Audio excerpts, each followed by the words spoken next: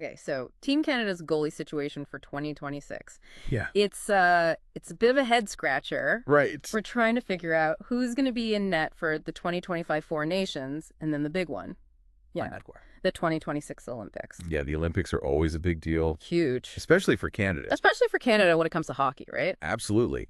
And what's really interesting this time around is that unlike in years past, there isn't like a clear-cut #1 goalie. Right. No Carey Price waiting in the wings. Exactly. So we're looking at a daily face-off article that polled a whole bunch of hockey experts. Okay, yeah. And the results are all over the place, which makes you think, what are the selection committee's priorities? What's their strategy? Yeah, it's a tough job. Oh, for sure. You've got so much talent, so many great goalies, but no obvious frontrunner. Is this like a new era for Canadian goaltending? I think it's definitely a shift from Canada's usual dominance. Mm-hmm. A few things come to mind: the age of the current pool of goalies, how playing styles are changing in the league, and even how Canadian goalies are doing compared to other countries. Like, the U.S. has Jake Oettinger right now. Oh, he's a stud. Definitely. So how does the committee even begin to choose? Well, this Daily Faceoff article gives us some clues. They point out some notable omissions, guys who didn't get a single vote. Like Jake Allen. He's good, but maybe not starter material. Oh, okay. And then there's Stuart Skinner. Skinner made it to Game 7 of the Stanley Cup Final. He did, but He's hot. inconsistency. Could be a red flag, right? Especially on the big stage. Is there ever a time for taking a risk on a goalie for the Olympics? That's the million-dollar question. What level of risk is the committee willing to take? And don't forget, there are always those curveballs. Like, this article mentions Joey Decord from Seattle. He's a dual citizen. Oh, wow. Yeah. And apparently he's on Team Canada's radar. Dual citizen, that adds a whole other layer to it. It does. Okay, so let's talk about the guys who did get votes. Seems like Jordan Binnington is the safe pick. 10 out of 13 experts said he's a lock for the team. Makes sense. He's got the resume Stanley Cup win. Yep. Strong season last year. And history with Doug Armstrong, who's going to be the GM for the Olympics. Oh, that's right. Armstrong was the GM when Binnington won the Cup in St. Louis. Exactly. So that connection could play a role. Experience and a history of performing under pressure, that's huge. It is. But it makes you wonder, does that always translate to international competition? It's not a sure thing. No, it's not. And that brings up another point from the article. Heh. Safe picks versus wild cards. Interesting. So is Binnington too predictable? Not exciting enough? Could be. Maybe they're looking for a little more unpredictability. If we were talking wild cards, we got to talk about Mackenzie Blackwood. Oh, yeah. He's been on fire with San Jose. He has. This article highlights his stats. He's 14th in the league in goals saved above expected. Wow, that's impressive. Especially considering he's on a team that's not doing so well. So he's exceeding expectations, even in a tough situation. Yeah, and that's the thing about goals saved above expected. Yeah. It measures how many goals a goalie prevents compared to an average goalie facing the same shots. Okay, so it takes into account shot quality and all that. Exactly. Yeah. So even though Blackwood's team isn't winning a lot, this stat tells us he's playing at a high level. He's carrying the load, basically. You could say that. But the question is 2 months of stellar play enough to convince the committee? Can he keep this up, or is it just a hot streak? It almost feels like he's being punished for playing on a weaker team. Yeah, it's a tough spot to be in. And talking about goalies who shine even when their team's struggling, we got to mention Sam Montembeault in Montreal. Oh, yeah. That 48-save shutout he had earlier this season, that was incredible. Talk about a clutch performance. He's consistently outperformed expectations based on how many shots he faces. He's been a bright spot for sure. But one thing he doesn't have is playoff experience. Is that a deal breaker for the Olympics? I mean, these tournaments are a whole different level of pressure. They are. It's like a pressure cooker. The intensity, the scrutiny, the expectations, it's something else. So experience matters, but so does current form. It's a tough balance to strike. And they also have to think about things like size and durability. Take Aiden Hill, for instance. Fresh off a Stanley Cup win with Vegas, he's a big guy. 6'6", 215 pounds. Exactly. Imposing presence in the net. But he's never played a full season, never more than 35 games. So can he handle the workload of a tournament where you're playing maybe 4 games in 8 days? That's a valid point. And his performance has dipped a little lately, too. His save percentage is down, and he's letting in more goals than expected. Yeah, right. So is this a blip? Or is it a sign of things to come? If we're talking consistency, though, we got to look at Cam Talbot. He is the top Canadian goalie right now, statistically speaking. Yeah. Saving more goals above expected than anyone else. Mm-hmm. And his career save percentage is a solid .914. But he's known to have those slumps. Yeah, those slumps. So is he a boom or bust kind of goalie? Brilliant one game, shaky the next. That's the dilemma. And his last few playoff appearances haven't been great. So can you trust him when the stakes are the highest? It's tough to know, right? So Yeah. we've got safe ticks, we've got wild cards, statistically sound options, guys with question marks. It's a real puzzle. It is. And there are a few more names to consider too, each with their own strengths and weaknesses. Like who? Logan Thompson, now of the Capitals. The article calls him the Rodney Dangerfield of Canadian goalies. Oh, yeah, the guy who gets no respect. Right.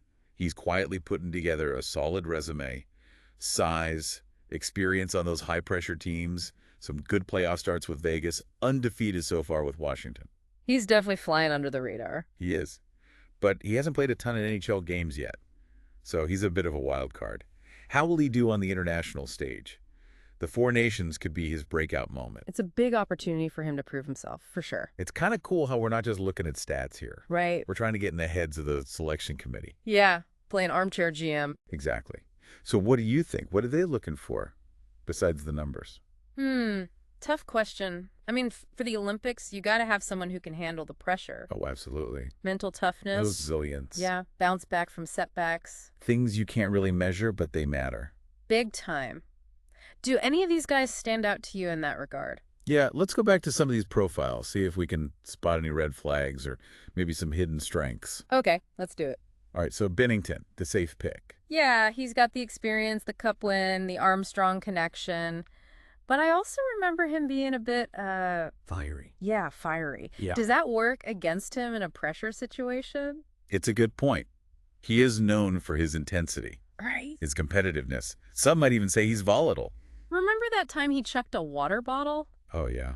Not exactly Mr. Calm, Cool, and Collected. So that fire might make him a great competitor, but could also be a liability. When you need that discipline. Exactly. Okay, so on the other side of the spectrum, we've got Blackwood quietly exceeding expectations on a team that's... Yeah.